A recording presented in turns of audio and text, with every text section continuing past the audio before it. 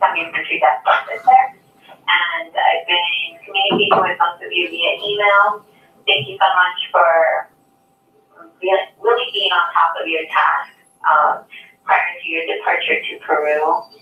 Welcome, you are Peru 31, and this invites you conference colleagues for the WASH program. So we can go ahead and get started. I will talk a little bit about PC Peru.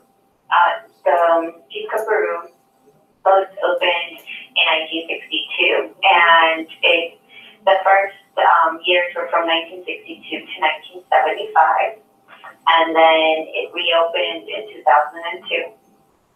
And sorry, we can just to interject. Actually, I'm going to introduce myself, and then I'll send it over to you. Is that okay? That's fine. Yeah. All right. Yeah. Okay. I just jumped into the agenda. And the sectors that we have in Peru are the SED and WASH, which is Community Economic Development, Water, Sanitation, and Hygiene. And those two programs meet together in the spring. So you'll be accompanied, the other cohort that's going with you is the SED cohort. And then later in the summer, early fall, we have the youth development and the community health program. And we currently are working in the regions of Junín, La Libertad, Cajamarca, Amazonas, and Ancash.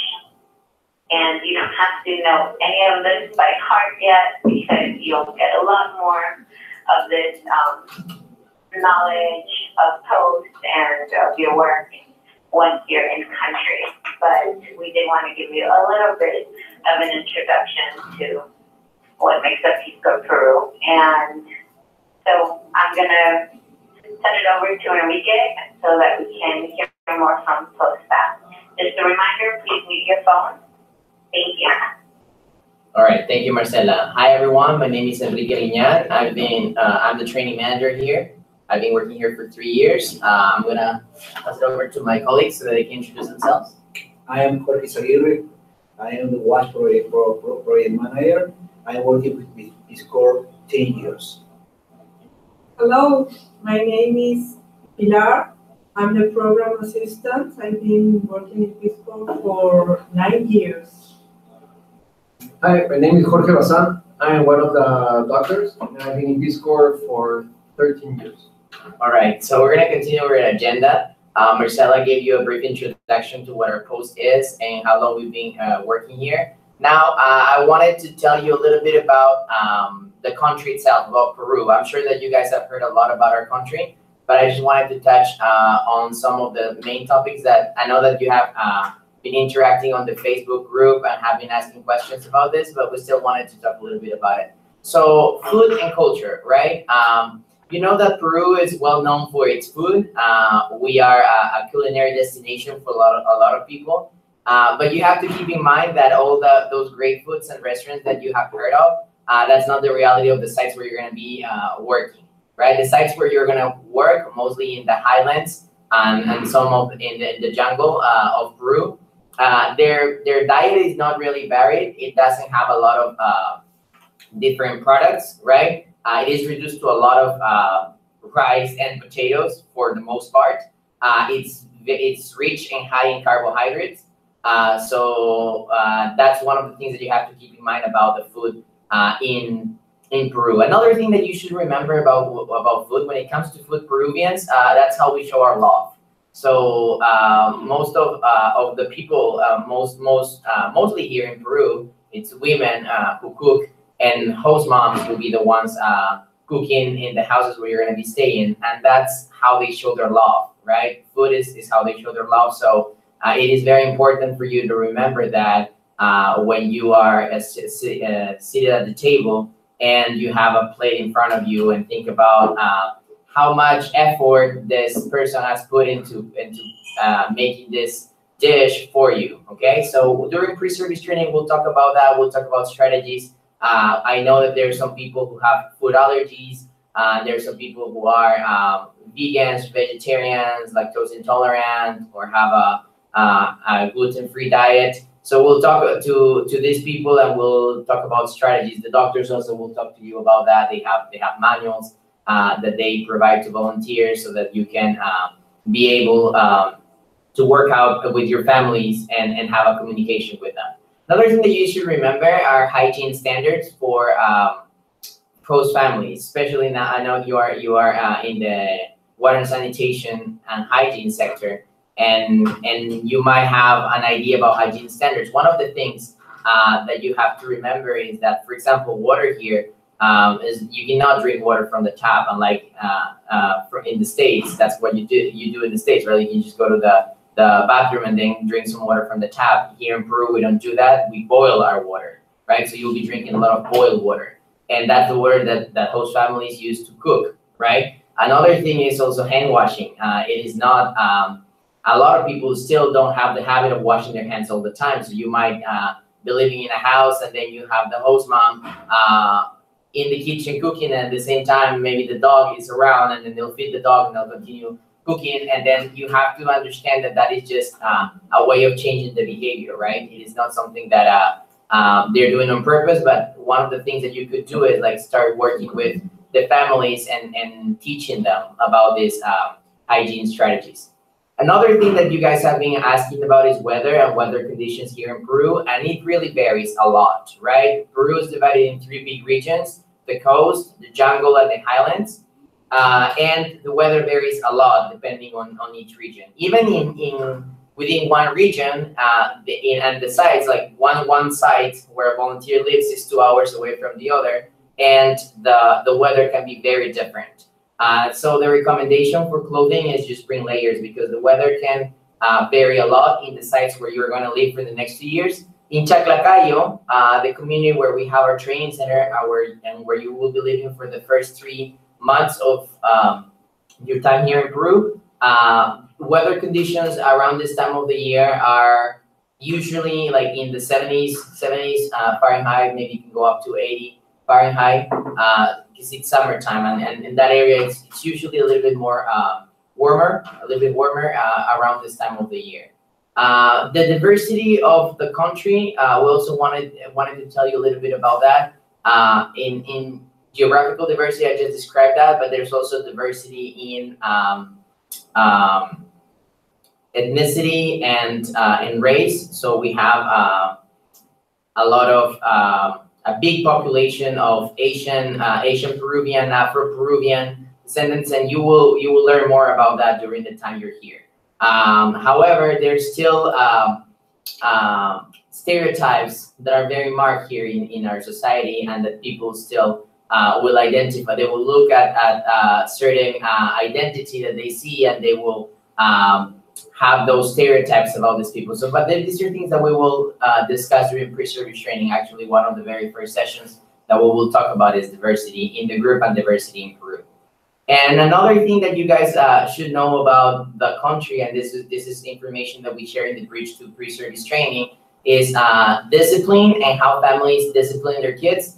We will talk about this during pre-service training, but you will see that the way that families discipline their kids might include sometimes physical punishment or violence, but that's a cultural way. You know, a lot of families are used to physically punish their kids. Even in high schools, or schools, you might hear parents tell teachers, you know, like parents might give permission to teachers to tell them, oh, you know, if my kid is not behaving, then I give you permission to physically punish my kid. So these are some cultural aspects of discipline and how people and families deal with this and how they raise their kids. We will have more time to talk about that, but what we wanted to do with this is just to give you to ask you to keep an open mind to everything that you see, to try not to judge what you see, and try to understand the reasons why Peruvians act the way they do. Okay, so that's the main point. We will have a lot more time to have conversations on these topics. Now I'm going to pass it over to Dr. Jorge, who's going to give you some more information about medical. Hi, I'm Jorge, one of the PCMOs. PCMO means Peace Corps Medical Officer. A PCMO is a word that medical use in Peace Corps. We are 3 doctors in Peace Corps, me, Suni, and Carmen. One of the things I wanted to talk about very briefly is shots. Just remember that when you get to Peru, you're going to receive several shots. Many of you already received shots before coming over here. So please don't forget to bring your yellow card, your immunization records. Because even though we get your medical records, your electronic medical records, sometimes something might be missing. It's a good idea for you to have your immunization card so that we can check in case you have one of the shots already that we're going to give you. And basically what we give in Peru is hepatitis A, hepatitis B, rabies, typhoid, and the flu shot. But do you already have them? We don't need to give them to you. And we'll talk about it more about that during your PST. Medicines, if you're taking any medications, be sure to bring 3 months supply. I know you know this, but just remember that. Be sure to bring 3 months supply of medication. During pre-service training, we will have a lot of medical sessions about different topics. So all the questions you have right now, probably we will answer them when you come. We'll have the training sessions about diarrhea, food and water preparation, about diseases in Peru, frequent medical health problems, mental health sessions, etc. So all of that we will talk when you come over here. And yeah, welcome to Peru, and if you get sick, just call us. We'll try to help you and keep you as healthy as possible, if we can. All right, thank you, Dr. Jorge. Now, Jorge, say it right. Hi, how are you? The WASH project is in Peru since the 2008. In that time we began 10 years ago the project here, and in this year we are in the transition period because we are finishing the period of the cycle period of the WASH project. We have in the project, we have 2 goals. The first is related with the link with the activities of the WASH volunteer working with the health posts and the schools in hygiene promotion, and with the households working with the to get the households to improve the sanitary condition inside the households. In that scheme, the idea is that every volunteer needs to be involved with the health sector, try to provide support to the rural communities with the sanitary messages in the rural families, and also working with the schools related with the hygiene promotion. For the second goal is related to water and sanitation services. You are going to be involved with the water and sanitation services linked with the municipalities. In that scheme, you are also to work with the rural communities, trying to improve the operation, maintenance, and administration of the water and sanitation services, in the water and sanitation services. In Peru, we are working in 4 regions in the northern zone of Peru, located in the highland and jungle areas. The key message for you is you need to, it's important that you think that you need to walk a lot, because you are going to assign in the rural communities. From the rural communities, you are going to provide support to another smaller communities around the community you are going to live. For this reason, you need to walk, and you need to put a lot of effort working with the water communities. One of the key messages is that walking a lot to gain experience working with the rural communities, and also to be very proactive, because as you know, in the rural communities, if you want to get the confidence of the different people, definitely you put a lot of effort in working with them. Thank you. What did you want to add anything? Just to say, well, as I said, my name is Pilar. I am the program assistant. I will start helping you after you finish your pre-service training, more or less. I will process your permanent Peruvian visa for your 2-year service. And I will be in charge of helping you in any administrative matter you will need during your 2-year service and within the program. So we will be in touch regularly after you swear in. Thank you much. All right, so yeah, some of the things that that Jorge mentioned, during your first 3 months of service, you guys have, you're gonna be in pre-service training, that's what we call, right? Because those are the first 3 months, and then after that, trainees swear in and they officially become volunteers. So what happens during those first 3 months? We have put together a training program, right? All the people here were involved in your first 3 months of training.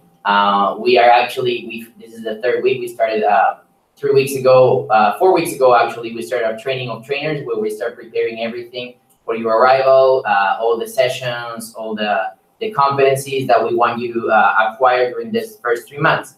But also, as you know, in all training programs, we need to assess training, right? So we have developed our trainee assessment portfolio. This is our assessment tool. This will help all the people here and all Peace Corps Peru staff to assess the progress that each trainee is making during these 12 weeks of pre-service training. What does that mean? We have a series of criteria that we want you to achieve by the end of those 3 months of service, right? And those criteria, they involve integration into the community, facilitation of participatory community development, and also exemplifying professional behavior, and also including some of the technical sector competencies that Jorge has already mentioned, like working with the water committees and working in with the municipality health post in hygiene promotion. We'll talk more about that, but we just wanted you to know that there is an assessment, training assessment process in place. The way I like to describe it is like a 3-month-long job interview, right? We will be assessing your knowledge, skills, and attitudes in the areas that we want. We as Peace Corps Peru staff, we have developed a set of competencies that we want all of our volunteers to have and to be able to acquire so they can be effective volunteers in once they swear in and they go to serve. So we will give you more information about this trainee assessment portfolio, but we just wanted you to know that we have these standards in place, and that we will be very open and transparent during the first 3 months of pre-service training, because we want all of you to succeed. We want all of you to be able to swear in and to be successful volunteers. But we have this process that will help us align that and will help us be objective about your progress, and we will give you feedback during those 3 months, and then we will prepare all of you to be ready for your service. Okay, so now I'm going to ask Marcela. Marcela, do you have any updates for them as CDO? Sure. I do actually. I'm going to be sending an email with reminders, final reminders and logistics on what to bring to staging, my phone number for the staging event that will take place on Tuesday, March 13th. I will be flying into Miami on Monday, March 12th, and I will have a phone with me that you can call if you have any delays or if there are any cancellations on your flight. So just have that email handy when you're traveling, and I will also remind you of our luggage, our packing and baggage advisory, what you should, what the weight should be, and also if you get charged for any of your luggage on your domestic flight, if it's not overweight, we'll reimburse you at staging. So I'm sorry, we will not reimburse you at staging, but come with your receipt. You will get reimbursed in Peru. Yes. So I will just make that announcement in the email as well. If you have any last minute questions, please reach out to me. I think that's it. I am looking forward to meeting everyone on Tuesday, and then you will be departing for Peru on March 14th. All right. Yes, exactly. If you have any questions at the end. Yeah. So yeah, now after you spent some time with Marcela in Miami, then you'll be taking a plane, and then you'll arrive here in Peru, in Lima, on Wednesday, March 14th at 8:40. Hope the flight is on time. And then you will meet us there. We'll be at the airport waiting for you. I personally will be there at the gate before you go through customs and migration. We will help you go through migration, and we'll make sure that you get your visas and your stamps and your passports. So don't worry about that. Please read the Bridge to Pre-Service Training that Marcela Trask has sent. There is also an interactive version of the Bridge to PST in Learning Space. I know that all of you have used learning.pscore.gov. In this online platform, we have created an interactive version of the Bridge to Pre-Service Training. This document has a lot of information for you to read and to prepare for your arrival here at post. So please read it. I also wanted to tell you that in this document, you have information about formal clothes, for example. You do have to bring some formal clothes for some events, especially for business. I would say business casual clothes for facilitation in schools and when you have some ceremonies. And also for the swearing-in ceremony, you need to bring formal clothes, like a suit or a blouse, or blouse, skirts, slacks, tie, if possible, for the swearing-in ceremony. I know that some trainees have decided to buy it here in Lima, which is also an option. But if you feel like you prefer or you have the time to buy it now, then I would recommend doing that. Marcela has also included a template for you to complete your resumes, your resumes in Spanish. Pilar will be the person in charge of reviewing all of that, and she'll be leading a session during pre-service training, so that you have that format, that template, you complete all of it. So please take some time to complete it. It's pretty straightforward. You need to have it ready because during the second week of pre-service training, you'll have a session with Pilar, and then she will instruct you on how to complete it and how to have it ready, because that's very important for in order to get your visas. Okay. Also, for the people that don't have their aspiration statements, we will use that during our first week of pre-service training. So make sure that you have uploaded it. And then another thing that you should do is bring a gift for your host family. You'll have 2 host families during your time here. One for the first 3 months in the Chaclacayo community, where the training center is, and another host family for the time that you are in your site. Okay, so you'll spend at least your first 6 months of service after swearing in with a host family. So please bring some gifts for your host families. Gifts are usually candy or like magnets from your town, maps. You can bring photos, and small things like that. Host families really appreciate that that you bring, and then you can also share with them about your culture and the place where you're from. Okay. So now, Marcela, we're ready for questions. Question? Well, just one more thing. Oh, yeah. You mentioned that Learning Space is going to do major upgrades this week. So it's off. The system is down this week, March 5th through the 12th. But no worries, because I will send the Bridge to PST in my last email as an attachment. So just the best thing is to not try to log into Learning Space because it's not up right now. That's true. Thank you, Marcela. Thanks for pointing it out.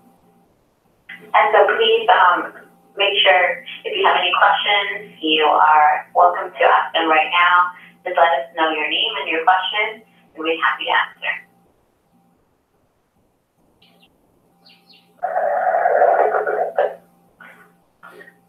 Yeah, my name is Jordan James. I had a couple questions. One concerning vaccination records. I know you want us to bring yellow cards. Mine doesn't list all of my current vaccinations. Do I need to update that with that information, or just what's on here? I believe it's the pertussis or typhoid, Hep A and B, and then of course the yellow fever. Is that adequate, or do I need to add my other vaccinations as well to that, or bring those records? It's a good idea for you to bring the records you have, whatever you have, no? Because normally you have, Washington has received all your immunization records, and we will get them through your electronic medical records, so we'll have them. But sometimes something might be missing, and maybe we're going to give you a shot, and you say I already got it, and we don't have it in your medical record. So you have it with you. If you have any papers of your shot you got, just bring them. In that case, it will make it easier. Just in case it's not in your medical record, your Peace Corps medical record, you have them with you. And if you don't have them, it's not there, we can still give you another shot, like a booster. It won't hurt if we get an extra shot. Yep. Okay. Great, thank you. That answers that question perfectly well. My other question is regarding the Spanish resume. Looking at that template, is it supposed to be plugging in information into that template, or is that just kind of a baseline, like how they want the format to look?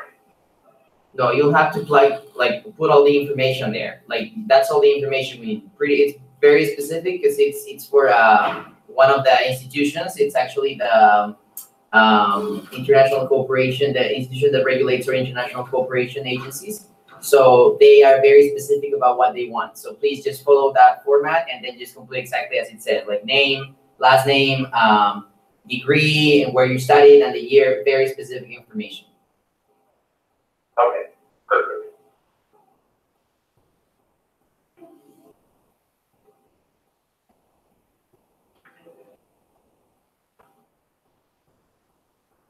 Any other questions? Yeah, hi, this is Colton Yates. I believe that this is addressing enough, but just want to make sure we are getting our passports in Miami, right?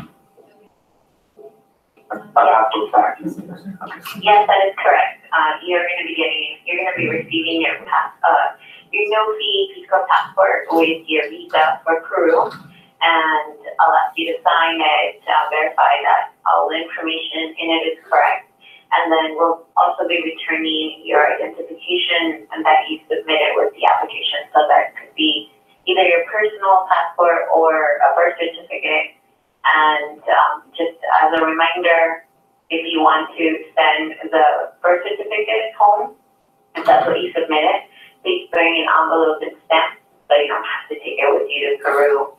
And in terms of your personal passport, you're more than welcome to take it with you to post, just as long as you feel comfortable with that.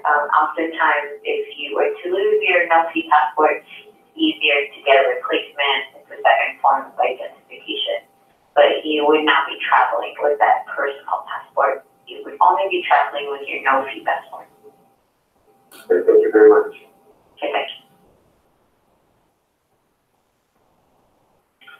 Hi, this is Lydia Anderson. My question is about access to Wi-Fi during training.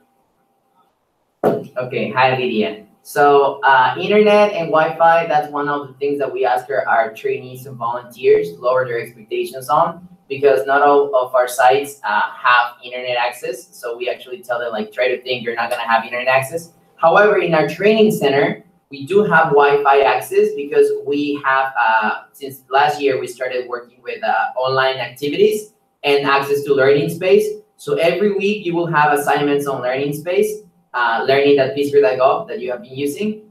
So every week of pre-service training, your first 3 months, you will have access to Wi-Fi, and also on the weekends. But it is regulated. We will tell you more about it, because while trainees are in session, we don't have the Wi-Fi on. We have it on during lunch breaks, and also there are times during the day where we have a specific time for you to work on your online activities, and that's where we have the Wi-Fi available.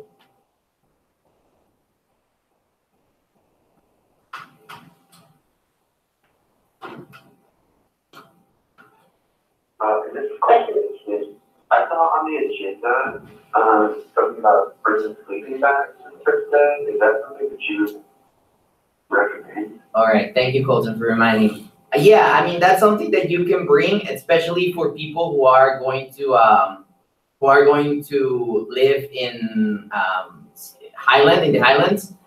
It is recommended. If you see in the Facebook group, a lot of volunteers were recommending doing that. You can also find pretty good sleeping bags here in Peru. You can buy them in Lima, so it's up to you. If you have space and to bring a sleeping bag, then sure, do it. If not, then you can always buy one here in Lima. They're not really that expensive, depending on the brand. We have a lot of brands, and they range from like 10 to $15 to up to like $60, $80, right?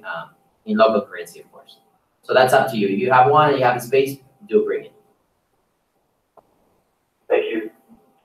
Sure.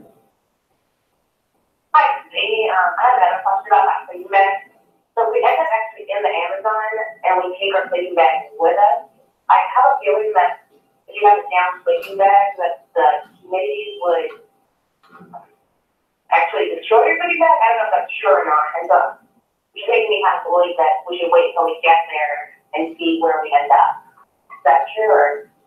Yeah, so, well, one of the things that we have a region called Amazonas, but it's not necessarily the Amazon. We don't really have volunteers living or working in that area, which is the Amazon, like really like the jungle or the rainforest. We have volunteers living in areas that are called ceja de selva, kind of like if you literally translate it to the eyebrow of the jungle. So it's that area between the highlands and the jungle. So it's not really that hot or like the rainforest with like lots of rain or like really high up temperatures. It is a combination between that the highlands and the jungle. So yeah, I mean, we at this point we don't know where each of you is going to be serving. So if you want to wait until you get your site assignment, which is the 5th week of training, you can wait and then you can decide if you really need a sleeping bag or not, because that's true, not everybody will need one. All right, thank you.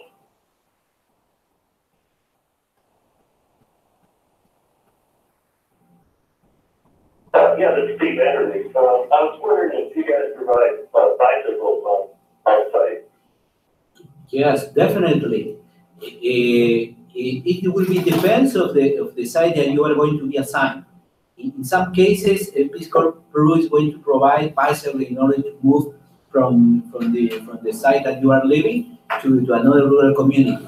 But it will be depends because in some cases you are going to have flat areas, flat terrain in another sites you are going to be assigned. Definitely will be very slope areas. It's not used. It's not useful.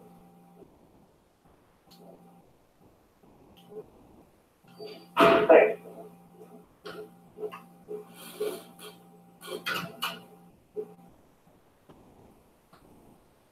This is John Bowder, and I was curious about the clothing, the formal clothing. Is it necessary to have an entire suit, like a jacket, or would a button-up and a tie be sufficient? I mean, we recommend a jacket because there are events when you will use it, especially our Trainee. But you don't have to bring one. If you have a tie and a shirt, that will do. Okay, we strongly recommend a jacket, but if you don't have one, it's totally okay. All right, thank you.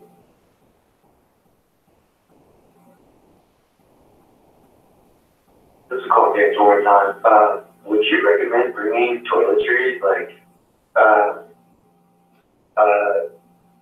shampoo, conditioner, body wash, anything like that? Or is that going to be available where we're at?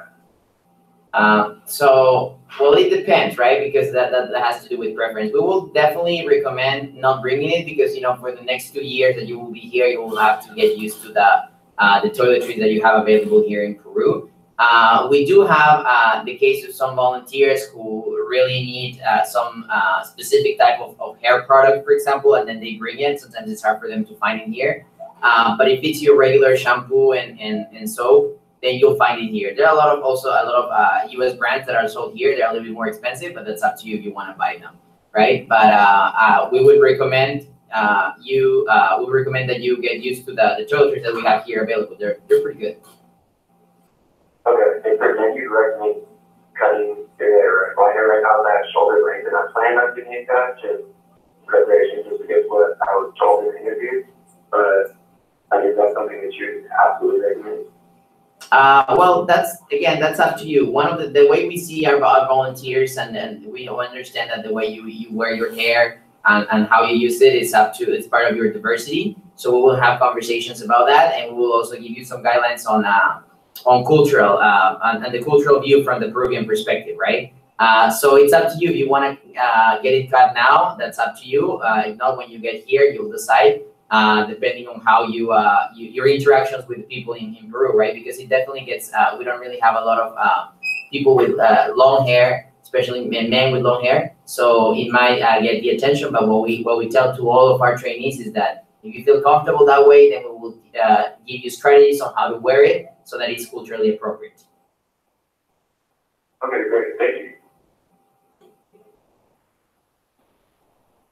Hi, this is Rosa again. I have two questions. The first, Can you say your name again, please? In the dress guidelines, but for women and modesty, shoulder, sleeveless blouses, and then skirts. So sleeveless blouses probably not a good idea, and then skirts below the knee. Without those guidelines, and what's appropriate with that. And then my second question is about the Quechua language, and at what point in training will we find out about if we were going to learn Quechua? Thank you. Okay, The region that we are going to assign, you are going to be assigned definitely. There is not a Quechua zone. You for your 2 years of the Peace Corps service, definitely you are not going to need to learn Quechua language, because there is not Quechua. Okay, there are not Quechua zone in forward West activities. Yeah. So yeah, unfortunately for you, no Quechua. And then in regards to clothing, we have sent a document called Dress for Peace Corps Success. It's a pretty complete document, pretty thorough for you to read. It has a lot of information and on what to wear and how to wear it, and recommendations from currently serving volunteers. I would totally recommend taking a look at it. Let me know if you Marcela has sent it, but if you wanted us to send it again, please let us know. We will be happy to do it and send it to you again. It is also included. Well, Learning Space is down now. So yeah, if you don't have access to it, please let us know and we can send it to you again. It has a lot of recommendations. But yeah, culturally appropriate dress is definitely like knee-length skirts, for example.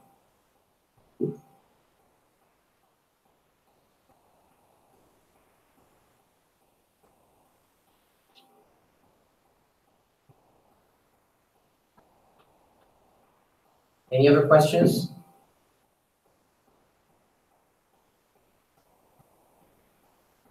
All right, so I guess that'll be it, right? Well, thank you for watching. Thank you for joining the call.